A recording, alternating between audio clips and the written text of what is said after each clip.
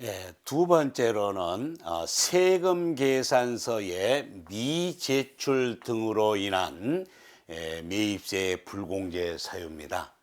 자, 세금 계산서의 미제출 아주 심각하네요. 그죠? 예.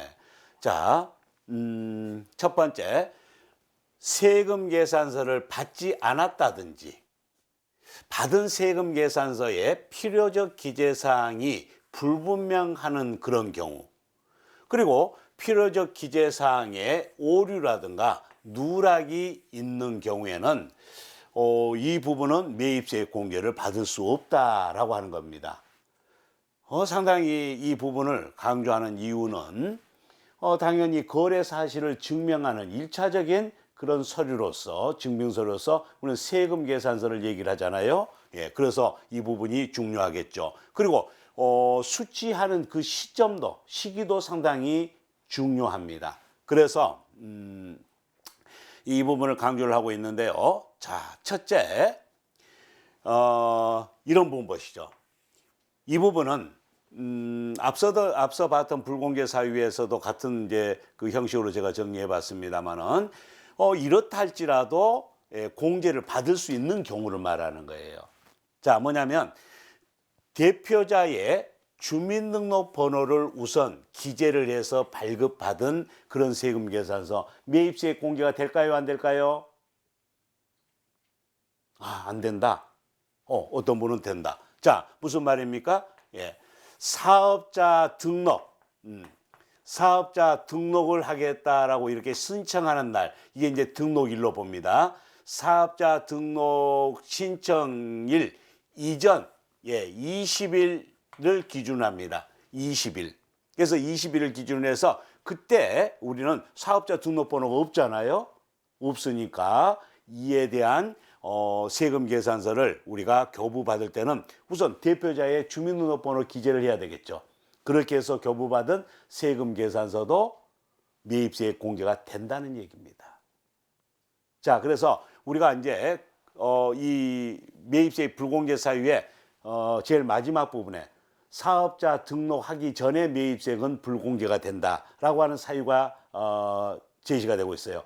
그 부분에 가서 좀 더 자세하게 이 부분을 더 확대해서 한번 보도록 그렇게 할게요. 예. 자, 그다음 필요적 기재사항의 오류라든가 누락이 어떻다? 임의적 기재사항 등으로 인해서 그 거래 사실이 확인된 경우, 이런 경우에도 매입세 공개가 가능하다라고 하는 겁니다. 예. 자, 그리고 이제 지연 수취 늦게 받았다 이 말이에요. 예. 당연히 어떻게 됩니까? 우리가 공급받는 시점, 즉 우리가 그 물품, 그 재화를 인수한 시점, 그 시점에서 세금 계산서는 당연히 우리가 수치를 이렇게 해야 됩니다. 그런데 이때 받지를 못하고 이 공급 시기가 속하는 과세 기간 내에 받았다든지, 그죠? 예. 언제까지 받아야 돼요? 우리가 이제 세금계산서 발급하는 입장에서 우리가 봤었죠. 공급하는 날이 속하는 달에 다음 달 10일까지. 이거 정상으로 보는 거죠. 근데 그 10일 그 이후에 이제 발급이 된다 이러면은 지연 발급이 됩니다. 언제까지? 예. 그 과세 기간의 확정 신고 때까지. 확정 신고 때까지. 예. 이런 경우를 다 지금 포함하는 거예요. 그리고 그 이후에 과세 기간 경과 이후에 확정 신고 기간 그 이후에 6개월 이내에 이렇게 또 수취해서 신고가 된 경우에 공개가 된다. 그리고 우리가 인수하기 이전에 교부받은 세금 계산서가 있겠죠.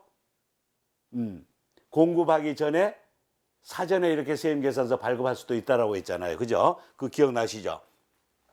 예, 그러고 나서 30일 이내에 이렇게 실제로 공급이 이루어진 그런 경우 매입세 공개가 된다라는 얘기입니다.